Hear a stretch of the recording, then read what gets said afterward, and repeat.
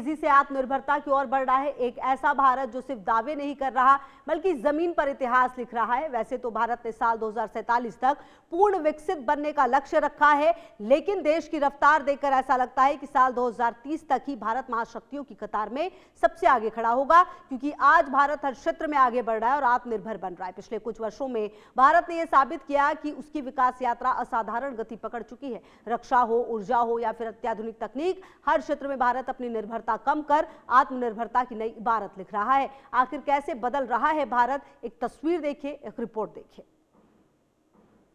आत्मनिर्भर भारत का मतलब दुनिया से दूरी बनाना नहीं, बल्कि दुनिया के साथ बराबरी की ताकत हासिल करना है। यानी जरूरत पड़ने पर देश अपने हथियार खुद बना सके, अपनी ऊर्जा खुद पैदा कर सके, अपनी तकनीक खुद विकसित कर सके। देश को हर महत्वपूर्ण क्षेत्र में आयात पर निर्भरता कम करके ग्लोबल स्टेज पर सबसे ताकतवर बनाना है। रक्षा से लेकर ऊर्जा तक और स्पेस से लेकर सेमीकंडक्टर तक भारत ने दुनिया के आगे झुकने से साफ मना कर दिया। आज भारत इसी दिशा में तेजी से आगे बढ़ रहा है। सरकार का लक्ष्य साफ है, 2047 तक ऐसा भारत तैयार करना जो रणनीतिक क्षेत्रों में किसी दूसरे देश पर मजबूर होकर निर्भर न रहे। सबसे पहले बात रक्षा क्षेत्र की।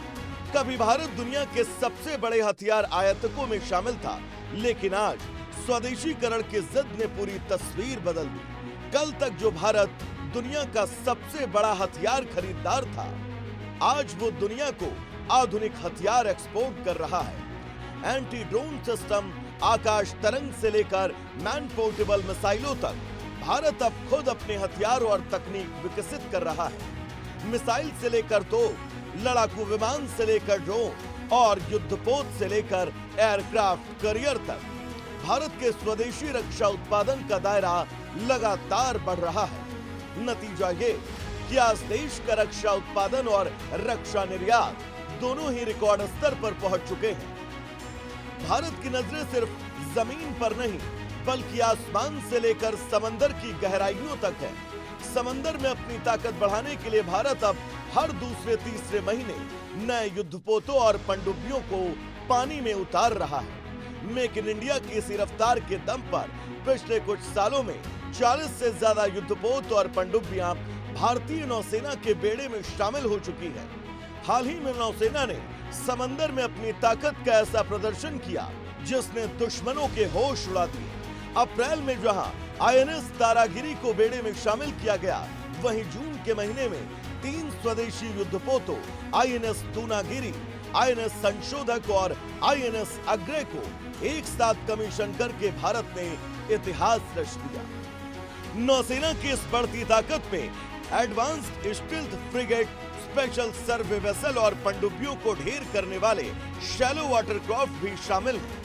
रफ्तार का अंदाजा इस बात से लगाइए कि इसी साल जनवरी में भी 3 प्रमुख जहाजों को एक साथ कमीशन किया गया। रक्षा मंत्रालय और भारतीय नौसेना के मुताबिक आत्मनिर्भरता की ये जंग यहीं नहीं रुकने वाली। इस वक्त भारतीय शिपयार्ड में 51 बड़े और अत्याधुनिक युद्धपोतों का निर्माण तेजी से चल रहा है।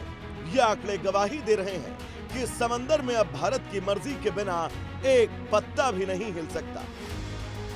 समंदर फतेह करने के बाद अब बात आसमान के सिकंदरों की। भारतीय वायुसेना आज दुनिया की सबसे खतरनाक एयरफोर्स में से एक है। अब इसकी ताकत को मेड इन इंडिया के पर लग चुके हैं। कभी लड़ाकू विमानों के लिए विदेशी कंपनियों के नखरे झेलने वाला भारत आज खुद अपने फाइटर जेट्स बना रहा है। स्वदेशी लाइट कॉम्बैट एयरक्राफ्ट तेजस आज वायुसेना की रीढ़ बन चुका है। रफ्तार का नया कीर्तिमान रचते हुए वायुसेना के बेड़े में 100 से ज्यादा उन्नत तेजस मार्क बने विमानों को शामिल करने की प्रक्रिया तेज हो चुकी है।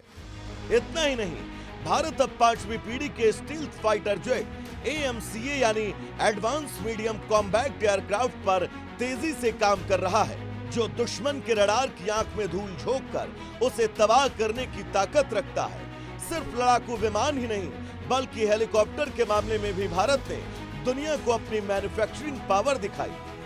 भारत ने खुद तैयार किया है दुनिया का इकलौता ऐसा अटैक हेलीकॉप्टर जो 5000 मीटर की ऊंचाई पर भी दुश्मनों पर मिसाइलें बरसा सकता है। नाम है प्रचंड। इसके साथ ही स्वदेशी ध्रुव और रुद्र हेलीकॉप्टर्स आज आसमान में भारतीय जाबाजों की सबसे बड़ी ताकत बन चुके हैं। आसमान और समंदर की इस ताकत के बाद अब बात उस ब्रह्मास्त्र की जिसने भारत को दुनिया के उन चुनिंदा देशों की लीग में लाकर खड़ा कर दिया जिनके पास इंटरकॉन्टिनेंट बैलिस्टिक मिसाइल यानी ICBM तकनीक है। भारत की स्वदेशी अग्नि 5 मिसाइल 5000 किलोमीटर से ज्यादा की मारक क्षमता वाली ये मिसाइल पूरे चीन और यूरोप के बड़े हिस्से को अपनी जद में ले लेती है। भारत के पास अब MIRV तकनीक है, यानी ये मिसाइल एक साथ उड़ान भरकर अंतरिक्ष से दुश्मन के कई ठिकानों पर अलग अलग परमाणु बम गिरा सकती है। यही नहीं, हवा से हवा में मार करने वाली अस्त्र मिसाइल विकसित करके दुनिया को चौंका दिया, जो दुश्मन के विमान को बिना देखे मीलों दूर से ही हवा में उड़ा देती है। इसके साथ ही दुनिया की सबसे तेज सुपरसोनिक क्रूज मिसाइल ब्रह्मोस के एयर वर्जन को सुखोई फाइटर जेट्स पर तैनात करके भारत ने वायुसेना को अजेय बना दिया। दुश्मन का कोई भी लड़ाकू विमान या ड्रोन भारत की सीमा में दाखिल न हो, इसके लिए स्वदेशी आकाश और summer air defence missile system 24 घंटे आसमान पर पहरा दे रहे हैं। लेकिन महाशक्ति बनने के लिए सिर्फ बंदूकों की नहीं बल्कि ईंधन की भी जरूरत होती है। भारत पूरी तरह से ऊर्जा स्वतंत्रता हासिल करने की दिशा में तेजी से आगे बढ़ रहा है। भारत स्वच्छ ऊर्जा जैसे सौर ऊर्जा और हरित हाइड्रोजन के क्षेत्र में आज वैश्विक स्तर पर अग्रणी बन रहा है। इससे विदेशों से होने वाले महंगे कच्चे तेल के आयात में भारी कमी आएगी। भारत के इस मास्टर स्ट्रोक ने खाड़ी देशों के तेल बाजार में भी हलचल पैदा कर दी है, क्योंकि भारत अब अपनी ऊर्जा खुद पैदा करने की क्षमता रखता है। सरकार ने सौर ऊर्जा, पवन ऊर्जा, हरित हाइड्रोजन, एथेनॉल ब्लेडिंग और इलेक्ट्रिक मोबिलिटी पर बड़ा दांव लगाया है। दुनिया के बड़े सोलर पार्क भारत में बन रहे हैं और छतों पर सोलर लगाने से लेकर बैटरी स्टोरेज तक भारत ऊर्जा सुरक्षा को अब नई दिशा देने में जुटा है। अब बात तकनीक की। आने वाले समय की असली लड़ाई चिप और कोड से तय होगी। भारत ने डिजिटल क्रांति के जरिए दुनिया को चौंकाया है। UPI ने भुगतान व्यवस्था बदली, डिजिटल पहचान ने सरकारी सेवाओं को आसान बनाया। अब सेमीकंडक्टर निर्माण, artificial intelligence, quantum technology, space tech और इलेक्ट्रॉनिक्स मैन्युफैक्चरिंग पर फोकस बढ़ाया जा रहा है। मोबाइल फोन निर्माण में भारत दुनिया के बड़े केंद्रों में शामिल हो चुका है और अब लक्ष्य चिप निर्माण में भी आत्मनिर्भर बनना है। यही नहीं, इलेक्ट्रिक व्हीकल और घरेलू बैटरी निर्माण में आई भारी तेजी ने विदेशी तेल पर भारत की निर्भरता की कमर तोड़ कर रख दी। भारत अब सिर्फ गाड़ियां असेंबल नहीं कर रहा, बल्कि गाड़ियों का दिल यानी एडवांस केमिस्ट्री सेल बैटरियों का निर्माण भी खुद देश के भीतर कर रहा है। पर्यावरण को बचाने और देश के पैसे को देश में ही रखने की इस दोहरी रणनीति ने भारत को 21वीं सदी की सबसे बड़ी ग्रीन इकोनॉमी बनाने की राह पर डाल दिया है। बात बेहद सीधी है। जो देश तकनीकी में पीछे छूटा वो रेस से बाहर हो गया। भारत इस बात को बखूबी समझता है। यही वजह है कि आज भारत दुनिया के सिलिकॉन डिप्लोमेसी का नया केंद्र बन चुका है। ताइवान और अमेरिका जैसी महाशक्तियों पर चिप के लिए निर्भर रहने वाला भारत अब खुद गुजरात और असम जैसे राज्यों में अरबों डॉलर का सेमीकंडक्टर प्लांट लगा रहा है। भारत का लक्ष्य है कि दुनिया के हर इलेक्ट्रॉनिक गैजेट के अंदर धड़कने वाली चिप पर लिखा हो design and made in India. इस दमदार आत्मनिर्भरता का सीधा असर दिख रहा है भारत की तिजोरी पर। असाधारण और रिकॉर्ड तोड़ आर्थिक विकास के बूते भारत आज दुनिया की 5वीं सबसे बड़ी अर्थव्यवस्था बन चुका है और अब दुनिया के बड़े बड़े अर्थशास्त्री ये मान रहे हैं कि बहुत जल्द भारत दुनिया की टॉप 3 इकोनॉमीज में शामिल होने जा रहा है। जब दुनिया मंदी और युद्ध के संकट से जूझ रही है, तब भारत की GDP ग्रोथ दुनिया के लिए एक अजूबा बनी हुई है। ये मजबूत अर्थव्यवस्था ही भारत के 2047 के संकल्प की असली रीढ़ की हड्डी है। आत्मनिर्भरता का मतलब यह नहीं कि हर चीज देश में ही बनानी होगी, बल्कि जिन क्षेत्रों का संबंध राष्ट्रीय सुरक्षा, आर्थिक स्थिरता और भविष्य की तकनीक से है, वहां भारत को निर्णायक बढ़त हासिल करनी होगी। यही वजह है कि रक्षा, ऊर्जा और तकनीकी राष्ट्र की सबसे बड़े स्तंभ माने जाते हैं। अगर ये तीनों मजबूत हुए तो भारत वैश्विक दबाव के बीच भी मजबूती से खड़ा रहेगा। Research, innovation, skill development and high and manufacturing से भी लंबी छलांग लगानी होगी। आज का भारत सिर्फ बाजार नहीं बनना चाहता, बल्कि निर्माता बनना चाहता है। 2047 का रास्ता तय हो चुका है और भारत की ये रफ्तार अब रुकने वाली नहीं है। रक्षा में शौर्य, ऊर्जा में शुद्धता और तकनीक में सर्वोच्चता ही विकसित भारत का असली चेहरा होगी।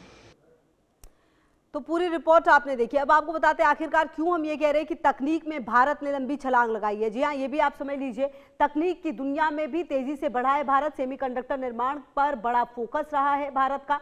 इसके अलावा भी जो चिप निर्माण है उसमें भी भारत ने फोकस दिया, और खास करके आपको बता दें कि रक्षा विभाग पर भी चिप निर्माण में बन रहा है आत्मनिर्भर। जैसा कि हमने आपको बताया, कुल मिलाकर अगर आप इस पूरी अभी की परिस्थिति को देखें तो भारत अपने आप को एआई और क्वांटम टेक्नोलॉजी में भी भारी निवेश करता हुआ नजर आ रहा है, क्योंकि ये भविष्य है। ये बात पीएम ने भी कई बार कही है, आपने सुना भी होगा। और स्पेस टेक और इलेक्ट्रॉनिक्स मैन्युफैक्चरिंग को भी नई रफ्तार मिलती हुई नजर आ रही है। मतलब हर उस फील्ड से जिसका सरोकार सीधा सीधा आम जनता से है, रक्षा फील्ड से है। मोबाइल फोन निर्माण में भी बड़ा केंद्र भारत बनता हुआ नजर आ रहा है, क्योंकि आने वाले समय में इनकी जो देखा जा रहा है कि मांग, डिमांड किस तरीके से, उसी हिसाब से जो भारत है वो अपने आप को मजबूत कर रहा है। इलेक्ट्रिक व्हीकल्स का भी इकोसिस्टम मजबूत करता हुआ भारत नजर आ रहा है। रिकॉर्ड निवेश में घरेलू बैटरी निर्माण में भी बड़ी तेजी आई है भारत की तरफ से। तो कुल मिलाकर भारत ये बहुत बेहतर तरीके से समझ चुका है कि किस तरह से तकनीक में जो उछाल है वो आनी है, और भारत में अब सिर्फ गाड़ियां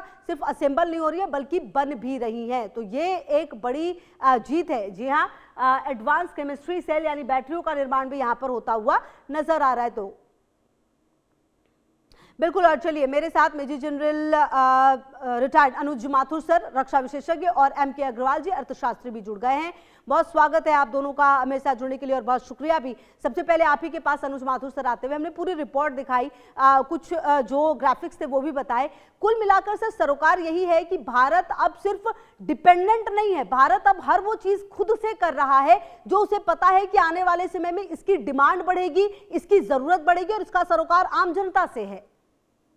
जय हिंद खुशबू। देखिए, बिल्कुल सटीक आपकी बहुत ही कॉम्प्रिहेंसिव रिपोर्ट थी, और एक बात बिल्कुल निश्चित रूप से भारत को ज्ञात है और भारत को पता है। देखिए, मैं इसको थोड़ा सा पीछे ले जा करके, अगर आप कहें इजाजत दें तो मैं ले जाके बताऊंगा कि एक बहुत बड़ा टेक अवे ऑपरेशन सिंदूर का, बहुत बड़ा टेक अवे ऑपरेशन सिंदूर का ये था कि भारत ने हर क्षेत्र में अपनी सुप्रीमेसी एस्टेब्लिश करी, लेकिन जो सबसे ज्यादा पूरी दुनिया को जिसने सरप्राइज किया वो ये था कि हमारे अपने इंडिजिनसली डेवलप्ड वेपन सिस्टम्स जो थे, चाहे वो एयर डिफेंस वेपन सिस्टम्स हो, इलेक्ट्रॉनिक वॉरफेयर वेपन सिस्टम्स हो, मिसाइल सिस्टम्स हो, एयरक्राफ्ट हो, ये तमाम वेपन सिस्टम्स ने पाकिस्तान को बहुत गहरा नुकसान पहुंचाया। सर्वाधिक नुकसान पाकिस्तान को हमारी अपनी ब्रह्मोस से हुआ। और इस प्रकार से तो जो पूरा विश्व समझता था कि ये टेक्नोलॉजी भारत जैसे देश के पास कभी भी नहीं आ सकती, हमने उस टेक्नोलॉजी को न केवल विश्व को दिखाया कि वो टेक्नोलॉजी हमारे पास है, बल्कि उसका युद्ध में प्रयोग करके और शत्रु को मात दे करके ये बता दिया कि न केवल टेक्नोलॉजी है, बल्कि वो टेक्नोलॉजी को हम अच्छी भली भांति प्रयोग में ला करके शत्रु के उसके ऊपर उसका प्रभाव डाल सकते हैं। ये जहां तक अब जो सवाल है, देखिए ये चीज कब समझ में आती है, जब आपके पास कोई विजन हो, कोई आपके पास टारगेट हो। हम लोग डेवलपमेंट विकास हो रहा था, लेकिन कोई हमने सेट अपने लिए कोई बेंचमार्क नहीं एस्टेब्लिश किया था। अभी क्या है कि प्रधानमंत्री ने 2047 का समय निर्धारित किया है, तब तक हम विकसित राष्ट्र होने चाहिए। उस विकसित राष्ट्र की परिभाषा है वो क्या क्या हम करना चाहते हैं, और हर उस क्षेत्र में हम आगे लगातार बढ़ते चले जा रहे हैं। ये एक विकसित राष्ट्र की को बनने के लिए एक बहुत महत्वपूर्ण चीज है खुशबू। और एक चीज जो उन्होंने नारा खास करके सुरक्षा के लिहाज से दिया था, जय। जय का अर्थ है जॉइंटनेस, आत्मनिर्भरता, इनोवेशन। हम इन तीनों क्षेत्रों में जॉइंटनेस में हम बहुत आगे तरक्की कर रहे हैं। आत्मनिर्भरता, दो हमने डिफेंस कॉरिडोर्स तैयार किए हैं, एक तमिलनाडु में, एक उत्तर प्रदेश में, और हम बहुत तेजी से रक्षा क्षेत्र में अपनी आत्मनिर्भरता को पाने के लिए जा रहे हैं। ये जो दो युद्ध चल रहे हैं दुनिया में, इन दो युद्धों में एक बात बिल्कुल साफ खुशबू निकल करके आई है कि अगर आप किसी और के ऊपर आश्रित हैं या निर्भर हैं अपनी रक्षा जरूरतों के लिए, तो आप उस युद्ध को निर्णायक दौर में ले जा नहीं सकते। और भारत इस बात को भली भांति समझ चुका है, एक रोड मैप तैयार किया है, एक लाइन हमने तैयार पकड़ी है और उस पे हम जा रहे हैं। और मुझे लगता है 2047 से काफी पहले हम अपने विकसित राष्ट्र के स्वप्न को पूरा कर पाएंगे। बिल्कुल ठीक है सर, मैं आती हूँ आपके पास। एमके अग्रवाल जी भी मेरे साथ जुड़े हुए हैं। एमके अग्रवाल जी, देखिए, जो अनुज माथुर सर कह रहे थे कि 2047 से पहले ही हम उस लक्ष्य को प्राप्त कर लेंगे जो लक्ष्य हमने रखा हुआ है। भारत लगातार तेजी से बढ़ती हुई अर्थव्यवस्था है, हालांकि अभी जो युद्ध हुआ उसकी वजह से हम थोड़ा सा फिर पीछे जरूर आए, लेकिन भारत अब ये समझ चुका है कि आखिरकार निवेश कहाँ करना सही है, आखिरकार कौन से वो क्षेत्र हैं जहां पर सबसे ज्यादा जरूरी है इंडिपेंडेंट बनना। भारत को ये बिल्कुल अब कॉन्सेप्ट जो है वो क्लियर हो चुका है। ये खुशबू जी, जिस प्रकार से अब की रणनीति बन रही है, कम से कम आम जन में भी ये विश्वास बढ़ता जा रहा है कि भारत एक विकसित राष्ट्र बन सकता है। और उसका रास्ता क्या हो सकता है? स्वदेशीकरण हो सकता है, यानी कि आत्मनिर्भरता के माध्यम से हम आगे बढ़ सकते हैं।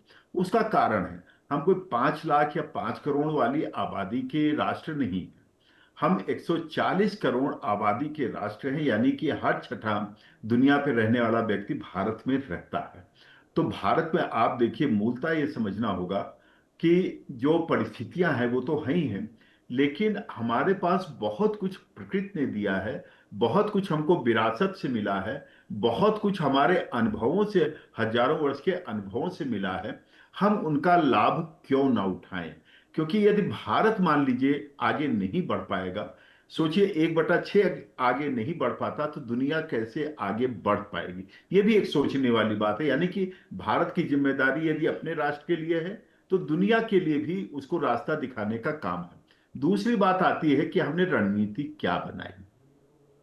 हमने रणनीति ये बनाई है, पश्चिम से अलग हट करके जो रणनीति बनाई है, यानी कि अपनी आंतरिक शक्तियों को प्रगाढ़ करते हुए आगे बढ़ना, यही काम हमने किया है। आप देखिए, जो समावेशी विकास की रणनीति थी वो कोई चैरिटी नहीं थी। आज उसी समावेशी विकास की रणनीति के तहत देखते हैं, जब जनधन आधार खोला गया था, लगभग 55-60 करोड़ लोगों का आधार खोला गया है, अकाउंट खोल, तो लोगों ने कहा बैंकिंग सिस्टम बैठ जाएगा। लेकिन ये भूल गए लोग कि इन्हीं लोगों ने देश को आगे बढ़ाने के लिए लाखों करोड़ रुपए बैंक में डिपॉजिट किया है।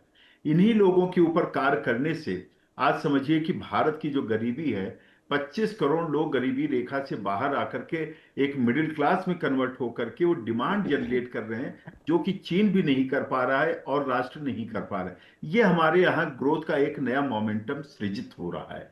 इसी प्रकार से देखते हैं प्रोडक्शन सेक्टर में भी हम देखते हैं, तो आप जैसे अभी चर्चा आई कि हम अपने जो है सामरिक मामलों में भी आत्मनिर्भर होते जा रहे हैं, हम उसका एक्सपोर्ट भी बढ़ा रहे हैं, आधुनिक हथियारों का एक्सपोर्ट भी बढ़ा रहे हैं और इससे हम धन भी बचा रहे हैं। फिर हम उत्पादन में आप देखिए कि किस प्रकार से पीएलआई ने, प्रोडक्शन लिंक्ड स्कीम ने, इंसेंटिव ने किस प्रकार से स्वदेशीकरण को बढ़ावा दिया।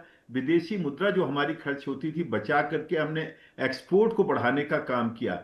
यही कारण है कि 2025-26 में ईरान अमेरिका युद्ध के पश्चात, टैरिफ के पश्चात हमारा एक्सपोर्ट 2025-26 से बढ़ा है। हमारा ग्रोथ रेट, भारत का ग्रोथ रेट जो रखा गया था उससे भी हम आगे निकल गए। इस वर्ष भी हमारा ग्रोथ रेट हाई रहेगा। यानी कि हम अपनी आंतरिक शक्तियों को प्रगाढ़ कर रहे हैं, उसको पुनर्जीवित कर रहे हैं और ये हमारी रणनीति का सबसे बड़ा हिस्सा है। इसी को स्वदेशीकरण कहते हैं और इसी को आत्मनिर्भर भारत अभियान की यात्रा कहते हैं। जी ठीक है। अच्छा अनुज माथुर सर, एक जो सबसे बड़ा सवाल ये है, अगर भारत ने अपने आप को सबसे ज्यादा आत्मनिर्भर किसी क्षेत्र में बनाया है तो वो क्षेत्र रक्षा का लगता है, और पिछले 10 से 12 सालों में जो बदलाव आए हैं वो बहुत ही मेजर चेंजेस रहे हैं जिसकी भारत को जरूरत भी थी। और क्योंकि अब तो हम इतने सारे युद्ध होते हुए देख रहे हैं, ऐसे में बहुत जरूरत है कि रक्षा क्षेत्र में भारत खुद को सबसे ज्यादा आत्मनिर्भर करे।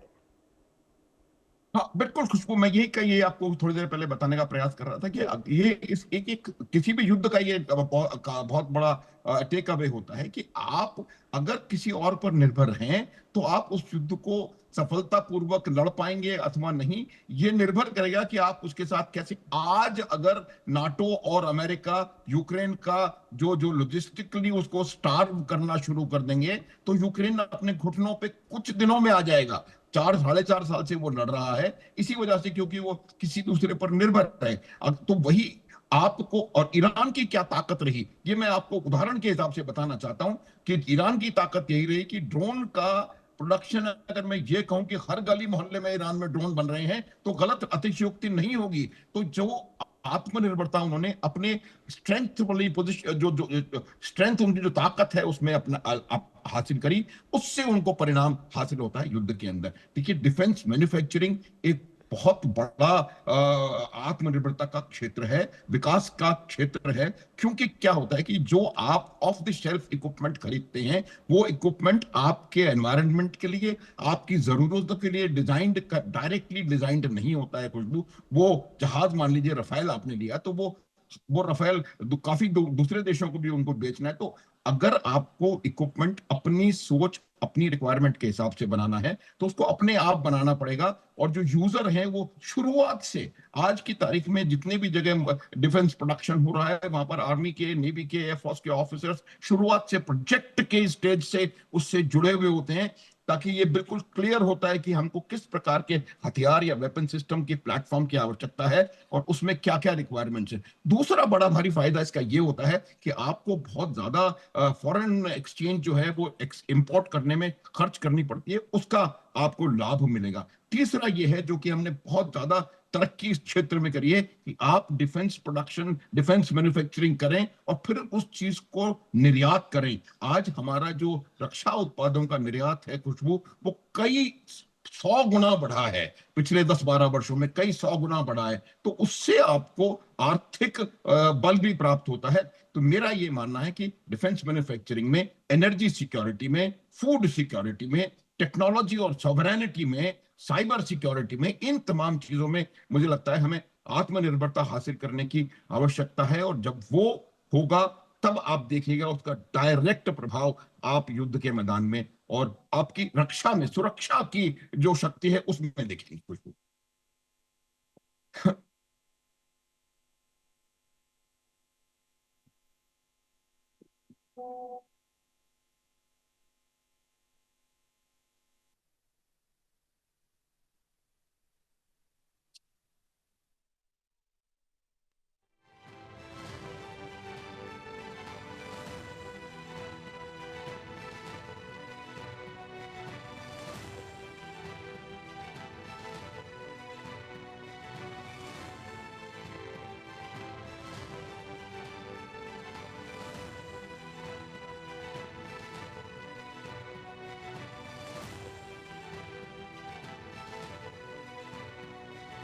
एम के अग्रवाल सर, माफी चाहती हूँ, मैं कुछ तकनीकी दिक्कत आ गई थी सर। मेरा सवाल ये है आपसे कि ये जो अभी भारत की अर्थव्यवस्था है, जो उसको थोड़ा सा अभी बैकड्रॉप लगा है, क्या चुनौतियां आप देख रहे हैं भारत के सामने कि इसको थोड़ा सा उस पर काम करने की जरूरत है, ताकि वापस हम वो रफ्तार पकड़ लें?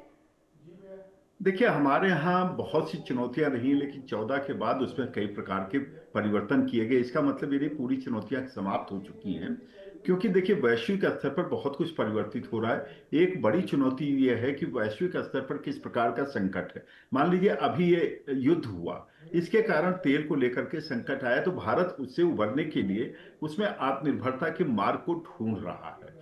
ये एक बड़ी चुनौती है, क्योंकि तेल हमारे लिए या ईंधन हमारी बहुत बड़ी आवश्यकता है, खास तौर पर यदि हम बहुत तेजी से आगे बढ़ना चाहते हैं। 2030 तक अगर हम $10 ट्रिलियन की अर्थव्यवस्था बनने के लिए आगे बढ़ना चाहते हैं, तो ऊर्जा की आवश्यकता बढ़ेगी। लेकिन उसके लिए हमने समाधान ढूंढना शुरू किया है, चाहे सोलर एनर्जी के रूप में देखिए तो, या इसी प्रकार से अन्य न्यूक्लियर एनर्जी भी हम तेजी से आगे बढ़ रहे हैं, विंड एनर्जी की तरफ भी आगे बढ़ रहे हैं और बायो एनर्जी की तरफ भी बढ़ रहे हैं। हमारी जो सबसे बड़ी चुनौती आज के दिन सामने आती है, जिसको एड्रेस किया जा रहा है लेकिन उसमें और तेजी लाने की आवश्यकता है, वो है स्किल डेवलपमेंट की। और लोगों का जो एटीट्यूड है, उस एटीट्यूड में परिवर्तन लाने की आवश्यकता है। भारत कभी नौकरी वाला राष्ट्र नहीं रहा है, लेकिन इन लोगों की पश्चिम के दबाव में हम लोग नौकरी वाले राष्ट्र बन गए। जिनका अच्छा भला व्यापार है, वो भी व्यापार बन करके नौकरी की तरफ जा रहे हैं। तो हमें उस मानसिकता से बाहर आकर के जो हम अरब भारत इंटरप्रेन्योरियल एक कंट्री रहा है, हमें इंटरप्रेन्योरियल कंट्री की ओर वापस आना पड़ेगा। फिर जो हमारे यहाँ जैसे रीजनल गैप्स है उसको दूर करना होगा। कृषि क्षेत्र में काम तेजी से हो रहा है, लेकिन उसमें और प्रयास बढ़ाने की आवश्यकता है, क्योंकि कृषि को हम लोगों ने एक तरह से निर्भरता वाला क्षेत्र बना दिया था। जी। कृषि और एमएसएमई को उस पर तेजी से काम किया जा रहा है, क्योंकि कृषि को जैसा प्रधानमंत्री जी कहते हैं ये लीडिंग सेक्टर होना चाहिए, न कि ये दबाव वाला क्षेत्र होना चाहिए। एमएसएमई में देखिए तेजी आने से उत्तर प्रदेश जैसी अर्थव्यवस्था बहुत तेजी से आगे बढ़ रही है। कृषि को भी हमें उत्पादन लागत घटाने की ओर प्रयास किए जा रहे हैं, यानी कि हम परंपरागत खेती और जैविक खेती की ओर आगे बढ़ रहे हैं। कई राज्य इसमें आगे बढ़ चुके हैं जी पूर्वोत्तर बिल्कुल, के। और ये कोशिश तो इस लगातार प्रकार चल से भी रही बढ़ने है। से बहुत शुक्रिया हमारे अमित माथुर सर आपका भी और एम के अग्रवाल